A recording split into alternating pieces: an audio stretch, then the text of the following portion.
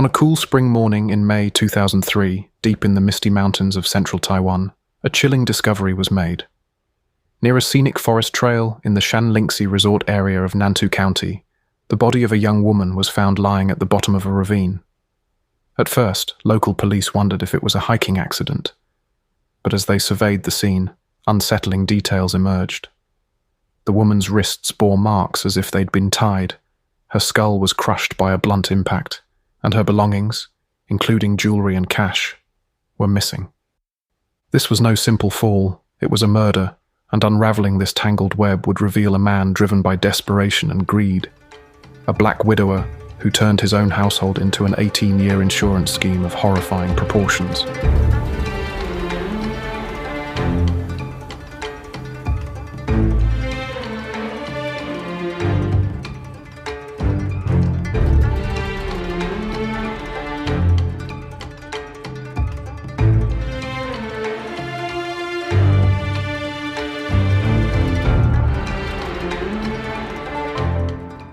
Investigators identified the victim as 23-year-old Chen Yiling, an insurance sales agent from Chiayi County. Almost immediately, suspicion fell on someone close to her, Chun Rei-chin, a 54-year-old man she had recently begun dating. Just the day before, Chen Yiling had set off with him on what was supposed to be a leisurely weekend trip. Now she was dead, and Chun Rei-chin had vanished. Police urgently tracked Chun Rei-chin down, and within days they found him, not on the run, but in a hospital bed. He had been beaten up by gangsters over unpaid gambling debts and was recovering at Chiayi Christian Hospital. Officers moved in and arrested him on suspicion of murder.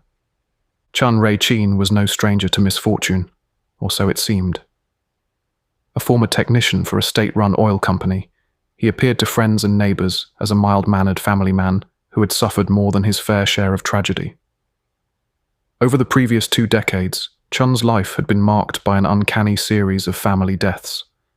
His first wife had died in a bizarre accident. A teenage stepson perished suddenly. His young son was killed in an apparent hit-and-run. His second wife lost her life in a car crash, and a third wife's son also died tragically. 5 close relatives of Chun Rei-chin were gone, one after another, between 1985 and 1998. At each turn, Chun had been the grieving husband or father left behind, collecting condolences, and, as would later be discovered, collecting insurance payouts totaling over 18 million new Taiwan dollars, more than 600,000 US dollars. For years, no one had connected the dots. Each death had been written off as an accident or natural misfortune. But now, with Chun Yiling's murder bringing new scrutiny, investigators began to see a pattern too disturbing to ignore. Chun Rei-chin's story begins in rural Chiayi County, Taiwan, where he was born in 1949. By the late 1970s, Chun seemed to be living a normal, respectable life. He was educated in agriculture and had served as an Air Force officer before settling into a civilian job at the state-owned Chinese Petroleum Corporation. In 1974, at age 25, he married Tseng Pisia. Together they had 3 children, a son and 2 daughters, and settled into family life. Outsiders saw Chun as a hard-working husband and father. But behind closed doors, Chun struggled with a crippling gambling habit. He was addicted to underground lottery games and frequently in debt to loan sharks. This hidden desperation would soon turn deadly. On New Year's Day 1985, tragedy struck the Chun household. According to Chun's later statement, that day his 31-year-old wife Tseng Pisia was at home when she slipped in the bathroom and suffered a concussion. She was laid to rest in bed to recover. But instead of helping his injured wife, Chun Rei-chin decided to seize an opportunity. In what he would later admit was a cold-blooded act, Chun pulled Tseng off the bed and slammed her head onto the floor repeatedly, causing severe head trauma. Tseng Pisia died from the injury. Chun claimed to everyone, doctors, police, family, that his wife must have accidentally fallen out of bed during the night. Since Chun was the only witness, authorities at the time accepted his story that it was a freak accident. There was no thorough autopsy or murder inquiry. Instead, friends and relatives offered the grieving widower their sympathies. Not only did Chun escape any suspicion of foul play, he also quietly collected about 3.5 million new Taiwan dollars in life insurance money on Tseng's death. No one in the family had known that Chun had taken out a substantial insurance policy on his wife's life. In fact, as would later come to light, he had purchased policies on Tseng without her knowledge, naming himself the sole beneficiary. The first payoff from murder had been made, and Chun's financial problems were temporarily solved. Barely 6 months after burying Tseng, Chun Rei-chin did something that, in hindsight, seems brazen. In mid-1985, he remarried with startling haste. His second wife was Wang Shu-ying, a 30-something elementary school teacher who had a young son from a previous marriage. Wang likely saw Chun as a reliable widower with a stable job who could provide for her and her child. She moved into Chun's home in Chiayi, along with her 12-year-old son, Chun Yi-chi, whom Chun adopted as his stepson. To the outside world, Chun seemed to be rebuilding his life, a widowed father finding love again and taking responsibility for a new family. Nobody suspected that the death of his first wife had been anything other than a terrible accident. If Wang Shu-ying had any private reservations about how quickly Chun wanted to remarry, or any inkling of his gambling debts, she didn't show it. By all accounts, the newly blended family settled into routine. For the next couple of years, nothing tragic happened. Wang continued teaching, Chun worked at the oil company, the children went to school. Perhaps those who knew Chun thought the dark cloud over his life had passed. They were wrong. In October 1988, another sudden calamity befell the family. Chun's stepson, 15-year-old Chun Yi-chi, died unexpectedly after an incident at home. The official story given later was that Chun Yi-chi had fallen and struck his head, resulting in fatal brain damage. But the circumstances were murky. One version reported to authorities was that the boy had come home late one night from cram school and was scolded by Chun for misbehavior. In the course of this discipline, it was said, Chun Yi-chi stumbled or fell against a wall and was knocked unconscious. He was rushed to a local hospital in Chiayi City, but his condition deteriorated. Despite treatment, the teenager died the next day from what doctors recorded as a cerebral hemorrhage, a catastrophic head injury. Chun Rei-chin once again appeared to be the distraught parent of a freak accident victim. In reality, as Chun would only confess many years later, this was no accident at all. Buried under layers of lies was a horrific truth. Chun had killed his stepson Yi-chi with his own hands. Investigators eventually learned that Chun's gambling losses had mounted again by 1988. Desperate for cash, he decided to turn on his new family. On the pretext of punishing the boy for coming home late, Chun slapped the teenager hard, so hard that the boy's head slammed against a concrete wall. When that blow didn't immediately kill his stepson, Chun took further steps. While Yi-chi was hospitalized in a fragile state, Chun waited for a moment when his wife Wang was out of the room. Then, in an act almost beyond imagining, he grabbed the unconscious boy's head and smashed it against the wall of the hospital room to ensure a fatal injury. By the time Wang Shu-ying returned, her son was dying. The boy succumbed to his injuries, and Chun feigned shock and sorrow. This second death in Chun's orbit might have raised more eyebrows if anyone had noticed the pattern. But the two tragedies were 3 years apart and involved different circumstances. One was a middle-aged woman's odd household accident, the other a teenager's fall after a scolding. No obvious link connected them in the eyes of the police. Importantly, no forensic autopsies or criminal investigations were pursued. And again, Chun profited. He had insured his stepson Yi-chi with multiple life insurance policies from 5 different companies, and he swiftly claimed about 4 to 5 million new Taiwan dollars in payouts after the boy's death. In fact, records later showed Chun had insured the boy at least 5 times over without informing his wife or the child, an enormous amount of coverage on a 15-year-old that should have been a red flag. But at the time, insurance companies handled each claim separately and didn't yet see the full picture. So Chun collected the money, paid off his gambling debts, and carried on. To the people of his community, he was now twice unlucky, a man who had lost a wife and a son in succession. Some quietly whispered that Chun's family might be cursed, or that bad feng shui plagued his home, because the string of misfortunes seemed so inexplicable. Little did they know these misfortunes were carefully engineered murders. By the early 1990s, Chun Rei-chin was living what looked on the surface like a quiet life in Chiayi. After the loss of her son, Wang Shuying remained married to Chun and continued working as a schoolteacher. The couple had a child together, a son named Chun Chien-hung, born in the early 1980s. Chun's 2 daughters from his first marriage were also part of the household. Neighbors might have thought that Chun's family was moving past the earlier tragedies. But Chun's secret gambling habit persisted, and so did his financial troubles. Each time he ran up debts, his macabre solution was to stage yet another accident, this time targeting someone even closer to him. By 1994 or 1995, Chun Rei-chin's gambling debts had once again spiraled out of control. He owed large sums to underground loan sharks and was under threat from debt collectors. Facing intense pressure, Chun selected his next victim, his own biological son, Chun Chien-hung, who was about 15 years old in 1995. The teenager, by some accounts, had begun rebelling. There were rumors he was interested in joining a local gang. Chun later claimed this caused arguments between father and son. But whatever the pretext, Chun was plotting something far more sinister than discipline. He quietly obtained a hefty life insurance policy on Chien-hung, again without the boy's knowledge or consent. Then Chun waited for the right moment to strike. One night in 1995, Chun lured Chien-hung out, possibly under the guise of a driving lesson or a father-son outing. At a secluded spot, Chun carried a heavy ornamental brick or stone, weighing several kilograms, and crept up behind his son.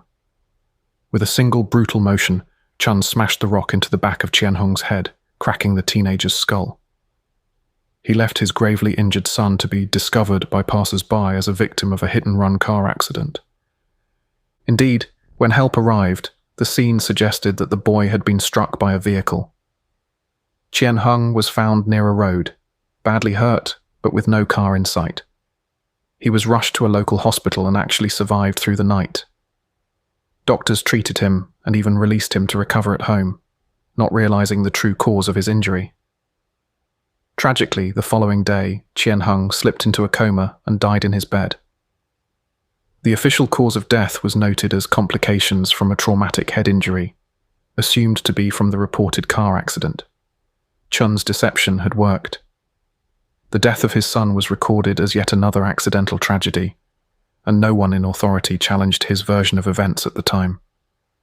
Chun's second wife, Wang Shuying, was now the mother who had lost her only child. It is hard to fathom the grief and confusion Wang must have felt. First her stepson in 1988, now her biological son in 1995, both gone suddenly. Wang had also been unaware that her husband had insured Chien-hung's life for a large sum shortly before this accident. Chun filed claims on his son's policies and received approximately 4.7 million new Taiwan dollars in payouts. As always, he used the money to pay off gambling debts and sustain his habit a while longer. If Wang noticed that Chun's financial stress seemed miraculously alleviated after their son's death, it may not have aroused suspicion. Perhaps she assumed some of the money came from a settlement or donations. We can only imagine the psychological control and intimidation Chun may have exerted in his household to keep his wife from questioning too much. He had now killed 3 children under his care, 1 stepchild and 2 of his own sons, over the span of a decade. Each time he played the role of the unlucky father and profited from the loss. And shockingly, he was not done. Less than a year after Chien-hung's death, another deadly accident struck the family. In late 1996, Chun Rei-chin turned on his wife, Wang Shuying. Wang was 40 years old and in good health, with a stable career as a teacher. She also had significant financial assets, insurance coverage, and even a pension, as Taiwanese schoolteachers enjoy government pension plans. Chun knew that if his wife died, not only could he claim life insurance on her, but he might also receive a lump sum survivor's death benefit from the government for a deceased public servant. In Wang's case, this benefit was quite sizable. To Chun, who was again in debt, his wife's life was worth more dead than alive. In December 1996, Chun suggested a road trip to his wife, perhaps a drive through the countryside to relax. Wang Shuying agreed, unaware of the trap being set. The couple drove out of town toward a rural stretch near Xingang Township in Chiayi County. According to Chun's later confession, at some point on a quiet road, Chun pulled the car over, claiming there was a problem, or perhaps initiating an argument to create a pretext. Then, Chun retrieved a long wooden stick he had hidden under the driver's seat. In the confined space of the car, he suddenly attacked Wang, beating her viciously with the club until she was bludgeoned to death. With Wang's lifeless body in the passenger seat, Chun quickly staged the scene to look like a car accident. As he later demonstrated to police, Chun dragged his wife's body into the driver's seat of the vehicle and then pushed the car off the road, ramming it into a roadside guardrail. The idea was to make it appear that Wang had been driving, lost control of the car, and crashed. Chun himself did not remain at the crash scene. To complete the deception, he flagged down a passing motorist and hitched a ride home, claiming his wife's car had broken down and that he needed to go get help.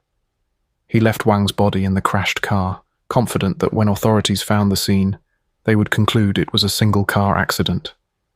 That is exactly what happened. Wang Shuying's body was discovered in her vehicle along a remote road, with fatal head wounds. There were no witnesses to any altercation, and the damage to the car suggested a crash.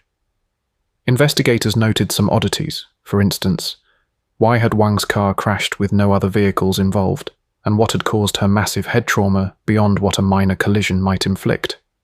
Chun was interviewed as the husband, and he explained that Wang had been driving alone and must have accidentally wrecked the car.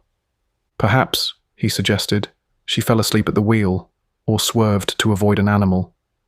Chun even feigned remorse that he wasn't in the car too. He told police he had gotten out earlier to run an errand, leaving Wang to drive by herself, which is why he survived.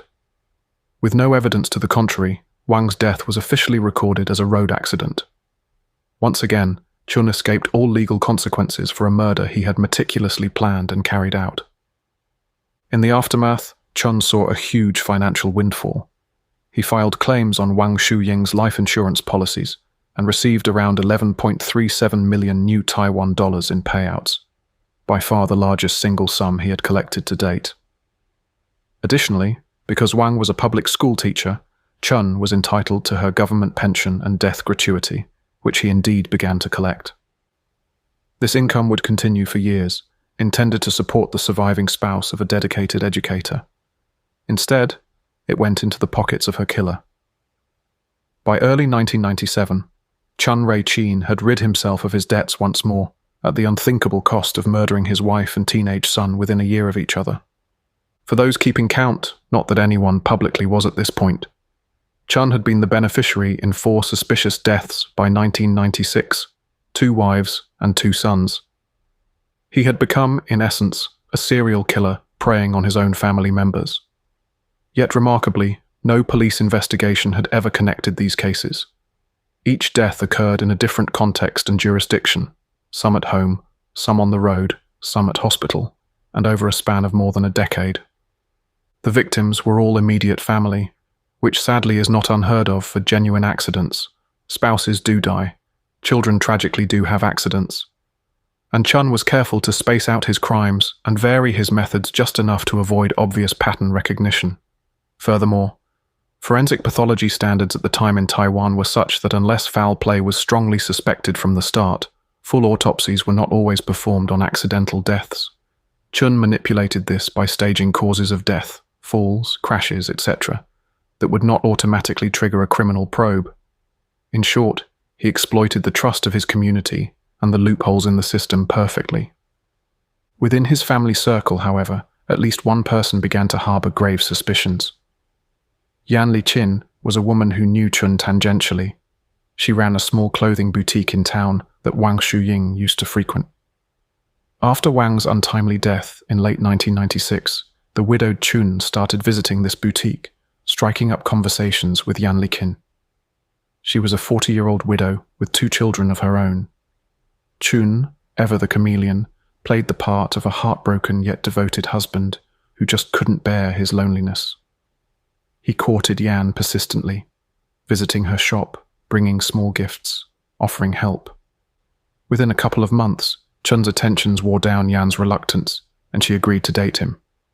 Just over a month after Wang Shuying's death, Chun Rei-chin married Yan Li-chin in early 1997. It was his third marriage in 13 years, and like the others, it happened quickly on the heels of a tragedy. Yan moved into Chun's home with her 2 children, a 17-year-old son, Chun Tsung-ching, and a younger daughter, name not widely reported. Initially, Yan Li-chin was unaware of the full history of deaths surrounding Chun. She knew, of course, that his second wife, her predecessor, had died in a car accident. She likely also knew that Chun had lost a son recently, since that would have been local news in the community. But Chun presented himself as a double victim of fate, a poor man who lost a child and a wife so close together. Yan sympathized with him. She also probably saw a practical match. Chun had a decent salary and Wang's pension money. Yan had children to support and perhaps thought Chun could provide. The marriage went forward, and for a brief time, all was well. However, Yan Li-chin proved to be far more alert and cautious than Chun's previous partners. Not long after moving in, she noticed some unsettling signs. Chun was overly interested in insurance matters. In fact, unbeknownst to Yan at first, Chun had immediately taken out life insurance policies on her and her 2 children soon after their marriage. He insured 17-year-old Tsung-ching with no fewer than 7 different insurance companies, totaling 15.5 million new Taiwan dollars in coverage. The premiums on such policies were steep, reportedly over 20,000 new Taiwan dollars per month in total, which was unusual for a modest household. When Yan discovered these policies, perhaps by finding paperwork or through a bank statement showing premium payments, she grew alarmed. Why was her new husband insuring her children for such enormous sums without even discussing it with her? It was not normal behavior, and it set off warning bells in Yan's mind. Meanwhile, Chun was already formulating his next move. In late 1998, roughly a year into this third marriage, Chun was again deeply in debt from gambling. Seeing the large insurance coverage now on his teenage stepson Tsung-ching, he decided to act. One day, Tsung-ching complained of a severe headache. Chun kindly offered some medication, or so it seemed. In truth, he gave the 17-year-old a sedative, likely a sleeping pill, under the guise of a painkiller. When Tsung-ching became groggy and fell into a deep sleep, Chun hoisted the boy up, slung him over his shoulder, and carried him toward the staircase of their home. In a horrifying replay of his earlier methods, Chun dropped the unconscious teenager headfirst down the stairs, ensuring a massive head injury. He then rushed Tsung-ching to the hospital, claiming that the boy had tripped and fallen down the stairwell by accident. Tsung-ching suffered severe brain swelling, cerebral edema, and despite medical efforts, died from his injuries shortly thereafter. Chun attempted to claim a whopping 15 million new Taiwan dollars in insurance payouts for this death, presenting it as an unfortunate household accident. But this time things did not go entirely according to plan for Chun. The insurance companies hesitated. They had started to see something suspicious about Mr. Chun Rei-chin. By now, multiple insurers across Taiwan had paid out large sums on different claims involving Chun's family members. When Chun filed this new claim for his 17-year-old stepson's tragic fall, one company's adjuster noticed a disturbing coincidence. Several of Chun's relatives had died of head injuries in recent years, each insured for significant amounts. This raised a red flag.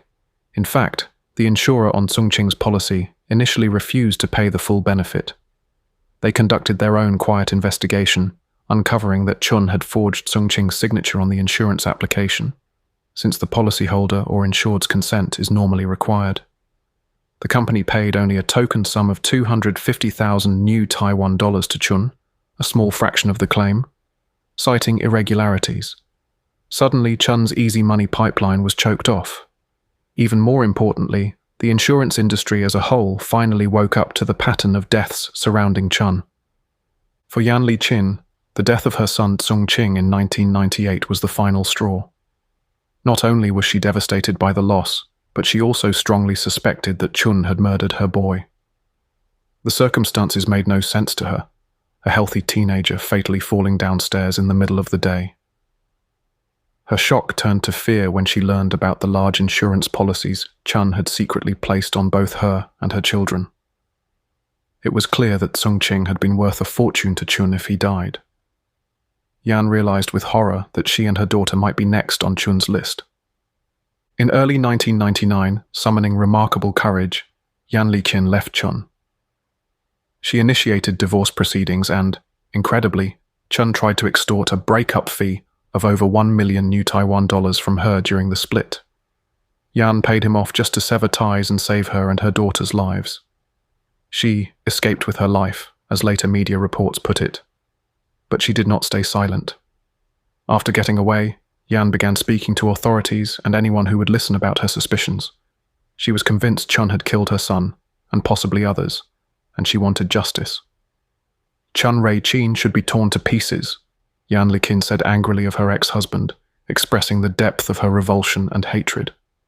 Her cries for help were finally about to find receptive ears. By 2000, Chun Rei-chin's murderous activities were drawing serious scrutiny.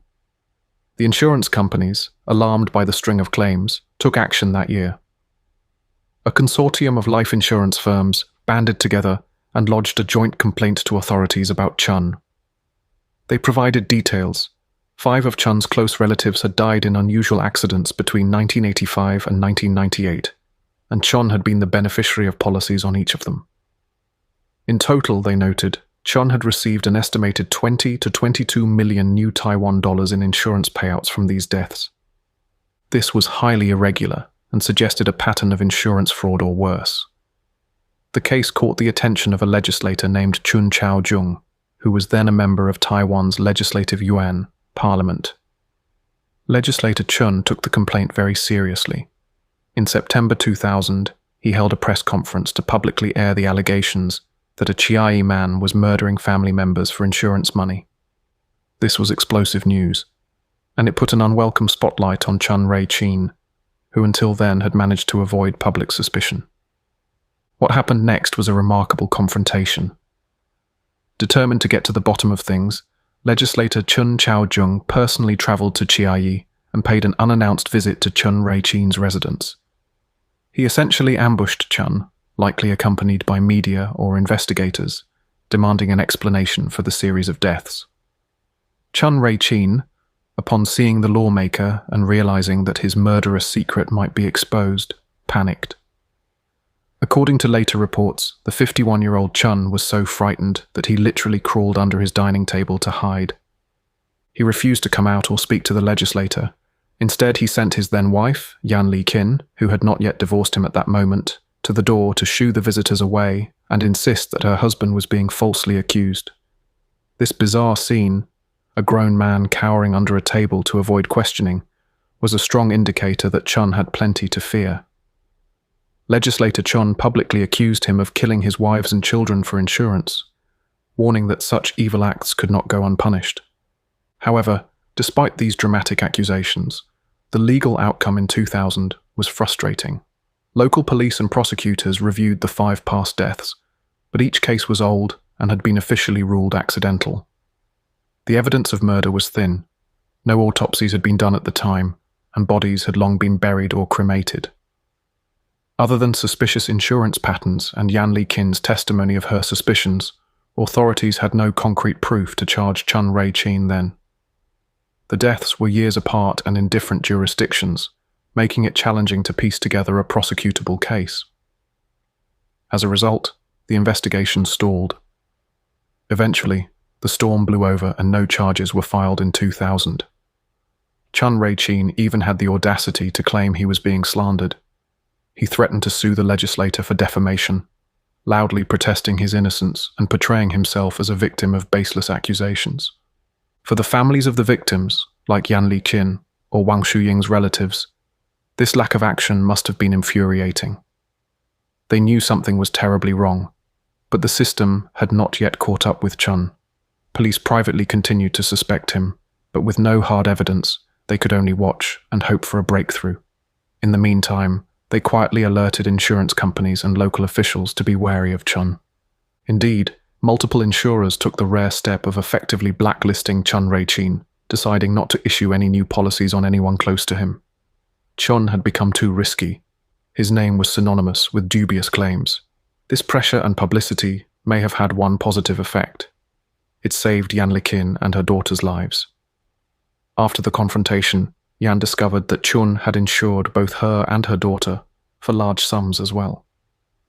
Having already been wary, Yan immediately divorced Chun, as noted earlier, and got herself and her daughter out safely.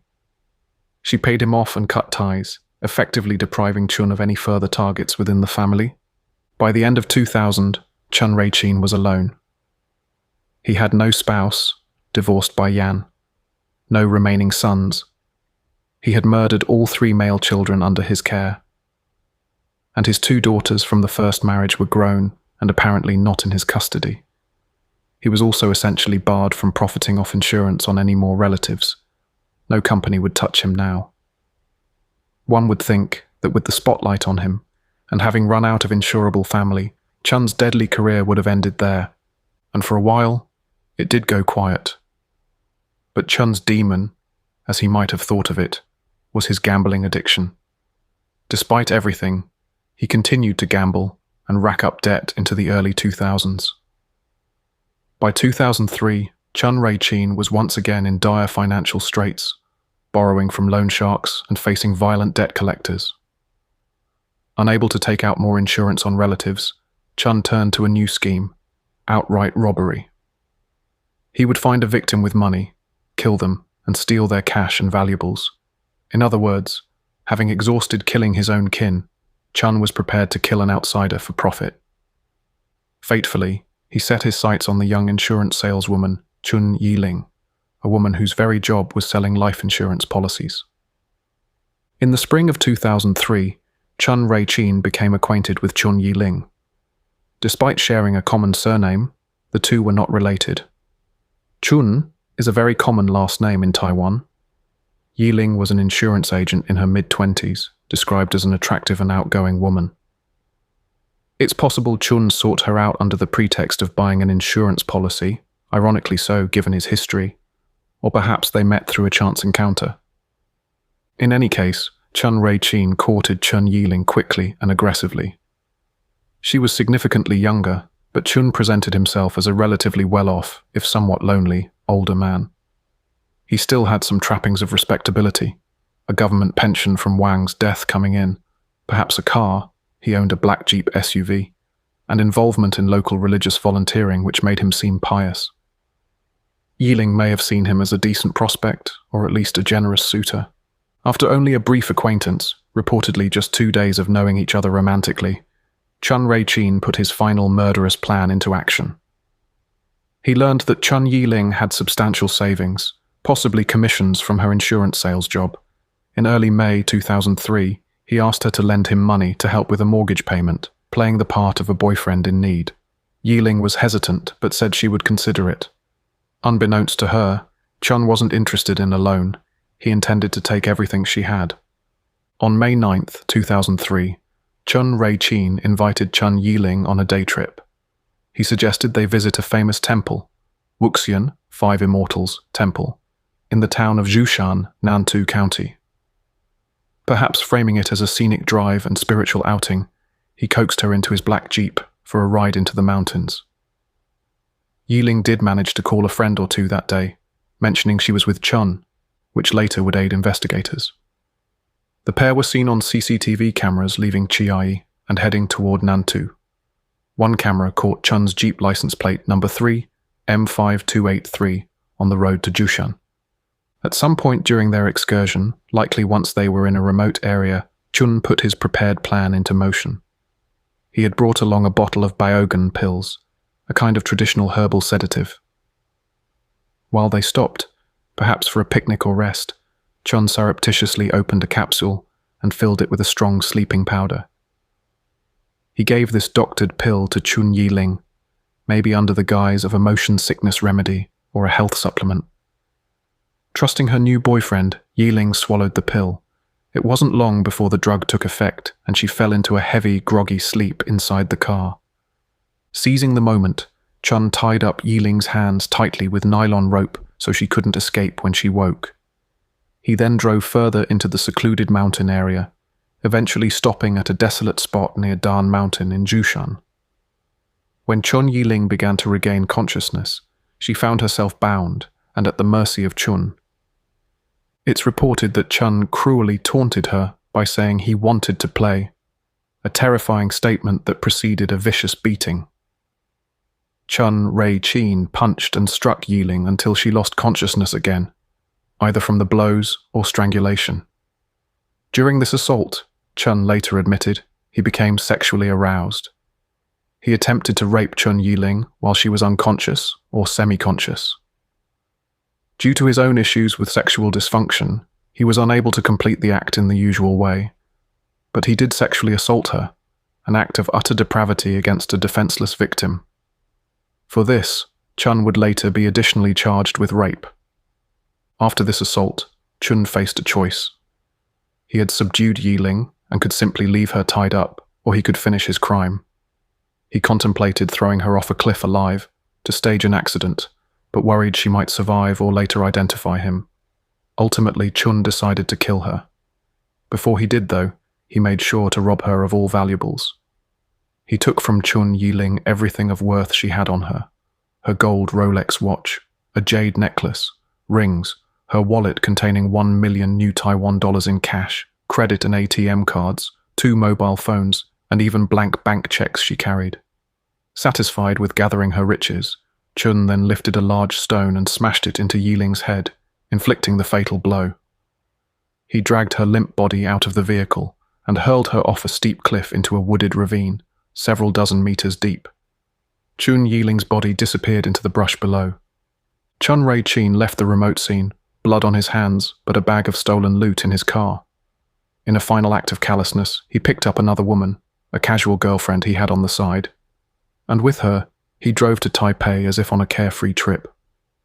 On the way, he even gifted the stolen Rolex watch to this other girlfriend, likely spinning a lie about how he acquired it. However, Chun encountered a snag when he tried to access the cash in Yiling's bank accounts. He had her ATM and credit cards, but he didn't know her PIN codes. Attempts to guess them failed, and the bank's system flagged the attempted withdrawals. This was a trail that would soon lead authorities right to him. Chun had committed a brutal murder, but he hadn't covered his electronic tracks. Meanwhile, back in Nantou, Chun Yiling's disappearance had not gone unnoticed. When she didn't return home that night or answer calls, her family grew concerned. By the next day, May 10th, 2003, a missing persons report was likely filed.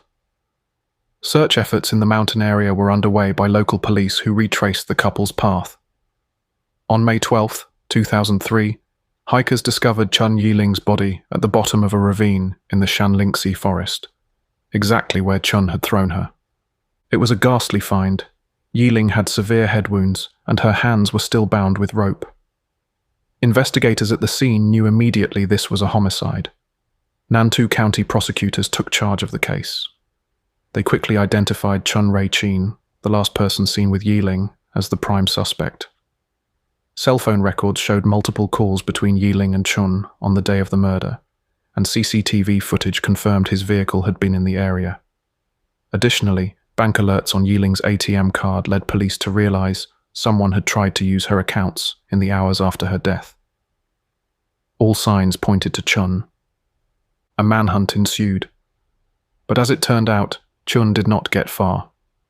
On May 22nd, 2003, just 10 days after the body's discovery, police arrested Chun Ray-Chin at Chiayi Christian Hospital.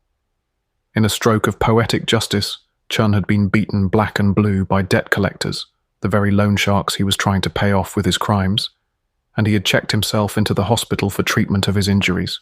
He was essentially hiding in plain sight. When officers arrived, Chun did not resist. He likely knew the gig was up. He was taken into custody, initially on charges of robbery and murder for Chun Yiling's case, under the jurisdiction of the Nantou District Prosecutor's Office. Once Chun Ray-Chin was under arrest, the floodgates opened. Investigators from Nantou and Chiayi counties teamed up, along with officers from the National Criminal Investigation Bureau, to re-examine every suspicious death connected to Chun's past. At first, Chun denied everything except involvement in Chun Yiling's death. During early interrogations, he admitted to killing Chun Yiling, claiming they had quarreled about his financial problems during the drive and he lost control. But he insisted that the deaths of his family members were coincidences. In fact, he specifically denied harming his second wife Wang Shuying at the outset, sticking to the story that her crash was an accident. However, the evidence against Chun was mounting, and the net was tightening. Investigators confronted him with the pattern: 5 dead relatives, large insurance payouts, and his presence in each case. They had long conversations with Chun, pressing him for the truth. According to Nantou County's chief prosecutor at the time, Wang Qingqie, an overnight breakthrough came after persistent questioning. On May 28, 2003, in the early hours, Chun Rei-chin finally broke down and confessed, in chilling detail, to multiple murders beyond Chun Yiling. Chun admitted that 4 of his family members' deaths were his doing, motivated by his desire to collect insurance money. He still tried to omit one. He bizarrely maintained that Wang Shuying, his second wife, had not been murdered by him, perhaps clinging to a shred of denial, or hoping to spare himself one charge. But for the others, he laid out the heinous truth. Chun confessed he pushed his first wife, Tseng Pisia, out of bed when she was injured, causing her fatal head injury in 1985. He admitted he choked his 15-year-old stepson to death at home 3 years later. He confessed that after staging the car accident in 1995, he personally beat his son's head with a brick to ensure he would die. Chun admitted he slammed his third wife's son, Chun Tsung-ching, head against a wall to cause the deadly brain damage on 1998. These were shocking admissions, but they confirmed what investigators had suspected. Chun also acknowledged the extensive insurance fraud behind each case. He had secretly insured all 5 relatives and made himself sole beneficiary on every policy, forging signatures when necessary. This meant none of the victims even knew they were insured, nor consented to it. It was pure predation. Armed with Chun's confession, prosecutors moved swiftly to corroborate and reconstruct the crimes. They organized crime scene reenactments, taking Chun Rei-chin out in chains to each relevant location to demonstrate how he committed the murders. On June 6, 2003, for example, Chun was brought to the rural road in Xingang, where Wang Shuying had died. In front of police and camera crews, Chun reenacted how he drugged Wang, beat her with a stick, placed her body in the driver's seat, and rolled the car to fake the accident. Investigators had him repeat the motions, swinging the length of wood, pretending to strike, while they documented the process. They even prompted him with questions. "What did you do next?" an officer asked. "I just kept hitting down like this," Chun replied coolly, demonstrating his blows. The officer asked if the second hit was harder. "Yes, from behind I struck," Chun explained. Watching this play acting of murder must have been harrowing for the victims' families who were present. Chun also showed how he killed his stepson, Tsung Ching, dragging the drugged teen to the staircase and smashing his head on the concrete floor. 5 deaths that had once been deemed accidental were now clearly proven to be intentional homicides. The true causes finally came to light, as one news report put it. Understandably, emotions ran high during these reenactments. The families of the victims were invited to observe, perhaps for some closure or confirmation. They had to watch the man who murdered their loved ones nonchalantly demonstrate his evil deeds. Many were overwhelmed with anger. According to reports, armed police provided heavy security during the reenactments to prevent any relatives from attacking Chun on the spot. Some family members shouted that they wanted justice. One victim's daughter cried out to the press, "My mother was killed by them, him and his accomplices. I hope the prosecutor can help vent our anger." The pain and fury were palpable. Yet, not a hair on Chun Rei-chin's head was harmed during these procedures. The law would take its course, and vigilante revenge was not allowed. The reinvestigation also looked beyond the known 5 family murders. Authorities suspected Chun in at least 2 other disappearances of women. Years earlier, 2 female friends of Chun's had vanished under strange circumstances. One was Huang Xin-chung, a colleague of Chun's second wife, who went missing after withdrawing 600,000 new Taiwan dollars from a bank. The other was Chung Wen-Qiu-xiang, a co-worker from Chun's oil company, who vanished one night after going out for a late snack with Chun. Chun denied involvement in these cases, claiming someone else abducted them, and there was no concrete evidence tying him. Investigators noted his denials, but kept the cases open in case new clues emerged. Ultimately, those two women were never found and remain unsolved mysteries. If Chun did harm them, he never confessed to it. Thus, the total suspected victims of Chun Rei-chin stands at up to 8, though he was formally charged with 6 murders, the 5 relatives plus Chun Yiling. Chun's openness didn't last forever. After his initial confession and cooperation in reenactments, likely motivated by a hope of leniency, he eventually grew fearful of the looming punishment. Once the full weight of charges came down, including multiple counts of murder, plus robbery, plus rape, Chun tried to recant. He suddenly claimed that actually he had nothing to do with the missing women, which authorities already suspected, and he even retracted some family murder admissions, perhaps thinking it would help if any evidence was lacking. He cynically offered to assist in finding the missing women if prosecutors would spare him, but this bluff was called. Investigators knew he was just trying to bargain for life. The evidence and earlier confession were more than enough to proceed. In July 2003, the Nantou District Prosecutor's Office formally indicted Chun Rei-chin for the rape, robbery, and murder of Chun Yiling, seeking the death penalty for that crime. Around the same time in Chiayi, prosecutors indicted him for the murders of his relatives, though the handling of those charges was legally complex because of the time lapse and the fact that Chun had confessed, which under Taiwanese law could be considered a form of voluntary surrender that might reduce the penalty. Chun was now facing the ultimate judgment for his decades of deceit. The legal proceedings for Chun Rei-chin's case spanned several years and involved multiple trials and appeals.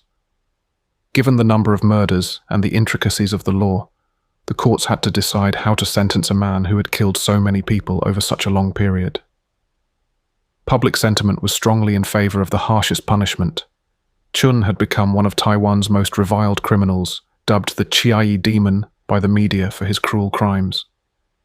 But the court also had to apply the law as written, which included considerations for confessing to crimes. In December 2004, the Chiayi District Court delivered its verdict in the family murders case. Chun Rei-chin was found guilty of 5 counts of murder for Tseng Pixia, Chun Yi-chi, Chun Chen-hung, Wang Shuying, and Chun Tsung-ching, and 1 count of insurance fraud.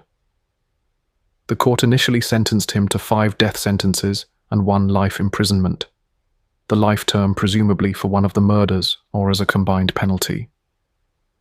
Effectively, he was condemned to death 5 times over, a strong statement, albeit symbolic, since 1 execution would suffice. Meanwhile, for the Nantou case of Chun Yiling's murder, Chun was also sentenced to death in a separate trial, because that murder involved additional heinous elements, sexual assault and robbery. However, Taiwan's judicial system allows for multiple levels of appeal, and Chun utilized every avenue. The case moved to the High Court and back and forth in retrials. In a controversial twist, at one point the Tainan branch of the Taiwan High Court, which heard the appeal for the Chiayi case, decided to reduce Chun's penalty for the family murders. In what was the 5th trial on those charges, the High Court judges ruled that because Chun had cooperated with investigators, demonstrated some remorse, and because of amendments to the law regarding voluntary surrender confession, he qualified for a reduced sentence. They sentenced him to a 20-year fixed prison term for the 5 murders of his relatives. This meant that, unbelievably, for killing 2 wives and 3 children, Chun would serve just 20 years and potentially be eligible for parole in the distant future. This decision outraged the victims' families and the public. Many felt it was a miscarriage of justice that someone who so coldly plotted the deaths of his kin for profit would escape the death penalty on a legal technicality. It's important to note, though, that Chun still faced a separate death sentence for the murder of Chun Yiling. The High Court did not spare him in that case, given the brutality of the rape murder and the fact that it was a direct, recent crime, not one he confessed to before being a suspect. The courts maintained that capital punishment was appropriate. In 2009, Taiwan's Supreme Court upheld the death sentence for the murder of Chun Yiling, rejecting all of Chun's appeals in that case. This finalized his fate. No matter how the other sentences played out, he would be executed for the Nantu case at least. Chun Rei-chin did not give up trying to save himself. Between 2011 and 2013, while on death row, he filed at least 8 petitions for retrial and various appeals, essentially throwing every possible argument at the courts to delay or overturn his execution. All of these efforts were denied. The judiciary had had enough, the evidence was overwhelming, and every proper procedure had been followed. There was no doubt as to Chun's guilt. Finally, on April 19, 2013, after a decade of legal wrangling, the ultimate justice was carried out. The Minister of Justice at the time, Tseng Yong-fu, signed the execution order for Chun Rei-chin. That evening, at the Taichung Detention Center, where Chun was held, formerly Taichung Prison, the sentence was implemented. In Taiwan, executions are traditionally done by shooting, with the condemned first given a strong anesthetic to render them unconscious. Chun Rei-chin, 63 years old, was offered a last meal, which he refused to eat, perhaps out of anger or despair. He was then brought to the execution chamber. As the lethal drugs flowed, Chun reportedly took a deep breath, bracing himself. The anesthetic alone did not kill him, so as per procedure, once he was comatose, executioners placed him face down on a mound of sand and shot him once in the head, ending his life. Thus, after 18 years of committing murders and another 10 years of legal battles, Chun Rei-chin was finally executed. Chun's execution was one of 6 carried out in Taiwan that day. Taiwan often executes several death row inmates at a time. With his death, the case that had haunted so many for so long reached its final conclusion. Yet, even in death, Chun managed one last act of ignominy.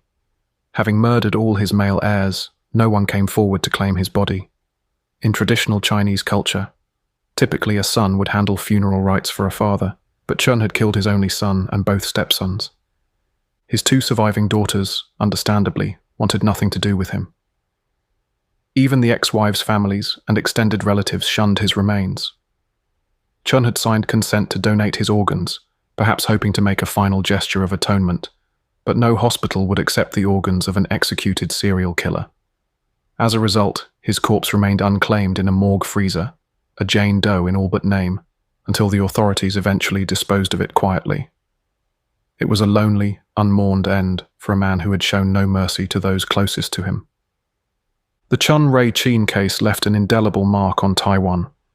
The sheer cold-blooded calculation involved in murdering 5 relatives over so many years earned Chun epithets like Black Widower and Poisonous Husband in the Chinese press. National newspapers ran lurid headlines about the insurance murder demon who had finally been brought to justice. As details emerged during the trial, people were horrified by how Chun had masked his cruelty with a facade of normalcy. He was an unassuming engineer who even volunteered at a temple and appeared devout, all while plotting murders. Families of the victims expressed both relief and lingering anguish after Chun's execution. Yan Li-chin, the 3rd ex-wife who survived, voiced bitter satisfaction. Nobody should collect the dead body. This person should have died long ago. Late justice is not justice, she told reporters, criticizing how long it took to finally punish Chun. To Yan and others, the fact that Chun lived freely for years after his crimes, and then even got a reduced sentence initially, was a painful delay. But ultimately, seeing him face a firing squad did offer some sense of closure. The daughter of Wang Shuying, Chun's 2nd wife, and the relatives of Tseng Pisha likely felt similarly. A monster who destroyed their family members was gone for good. There was sorrow too, especially for those 2 missing women, Huang and Chung, whose fates remain unknown, leaving some questions unanswered. The case also had an impact on Taiwan's insurance industry and law enforcement. Insurance companies, embarrassed at having been duped, tightened their procedures for issuing policies on someone's life. It became harder to secretly insure another person without their knowledge. companies instituted stricter identity verification and cross-checks so that a single person taking out many policies on relatives would draw attention. In fact, Chun's scam unveiled that in the 1990s, insurers often did not share data, allowing one person to stack multiple policies across companies. After 2000, the industry improved information sharing to catch unusual patterns sooner. There was also a call for more rigorous autopsies in accidental death cases when large insurance sums are involved, essentially to treat high payout accidents with a bit more skepticism to rule out foul play. In Taiwanese criminal history, Chun Rei-chin's name is now firmly listed among the most notorious. The fact that his motive was greed, not passion or impulse, and that his victims were his own kin, makes his story particularly heinous. He even tried to bribe police with 4 million new Taiwan dollars during his arrest, offering them land or money if they let him go, saying he could extort his ex-wife for more cash if needed. Of course, the officers rejected this outright, appalled by his audacity. Chun's gambling habit was the route that led him down this path. In Mandarin they say, out of 10 gambles, 9 you lose. And Chun's life exemplified that. Chun's life ended ignominiously, and his ghost, if one believes in such things, carries the weight of 6 innocent souls he sent to the afterlife. Thanks so much for listening. If you're interested in rarely heard solved global murder cases, consider giving us a follow. And if you're enjoying the podcast, we'd be thrilled if you would give us a 5-star rating on your favorite podcast app. It really helps us a lot. See you next time.